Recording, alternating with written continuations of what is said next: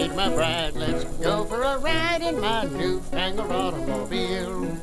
Just where we will go, nobody knows, but it's sure a great way to feel. Behind the wheel of the speed meter steel, it's my newfangled automobile. Hello and welcome to Vintage Car History. I'm Wild Bill, and I'm pretty sure that we've all heard in one way or another that people are only as old as they think. A youthful mind, no matter how old the person actually is one that is always striving to learn, to grow, and to change the world around them. And in the late Victorian era, change was everywhere.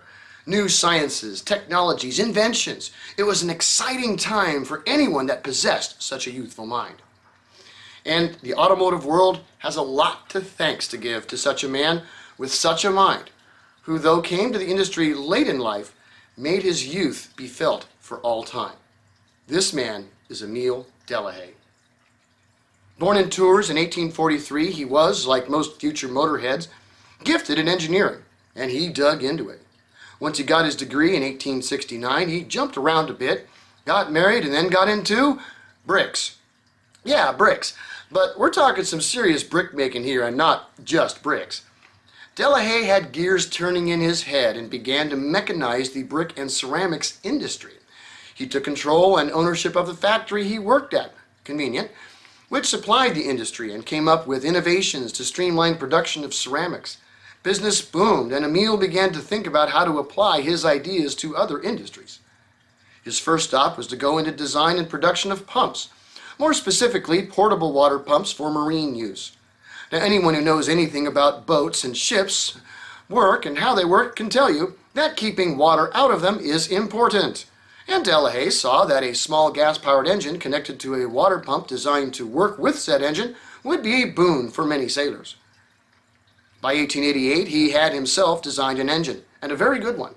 Single cylinder and of 1 horsepower, it had no problem running a small pump.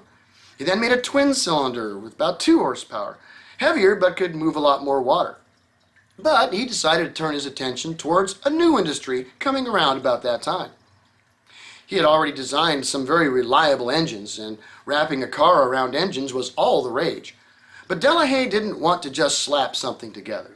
He had the resources and mechanical intuition to build from the ground up what he felt a car should have, and by 1894, his vision was on the road. This thing was a beast. Twin cylinder producing 6 horsepower, 2-speed gearbox plus reverse, driving the rear wheels through belts. Light and powerful, it was a bombshell to the market when it went into full production in 1895. Many of the things he invented in the production of this car endure to this day. For example, he invented a carburetor that had a barrel and a float. Yeah, how many barrels does that carburetor have? That's Emile Delahay. Consider the distributor. Every engine has one to this day, and it's the device that sends spark to the spark plugs at the right time. It was Delahaye that first designed an engine that had points which operated from a cam. Over time, this pretty much became standard for engines until the development of electronic ignition. Emile also liked to go fast, and he put another feature into his engines just for racing. This car had dual exhaust cams.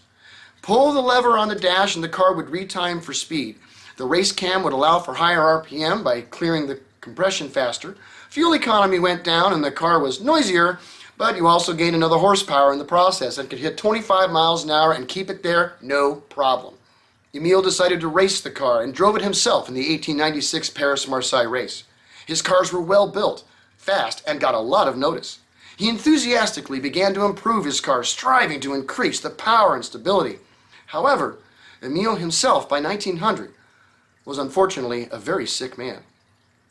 Emile Delahay, despite his young mind, retired from his company and the industry in 1901, passing away a few years later. But his company lived on, and throughout the vintage era, built some of the fastest, strongest, and arguably most beautiful cars the world has ever seen. Thanks for watching Vintage Car History. See you next week. Peace.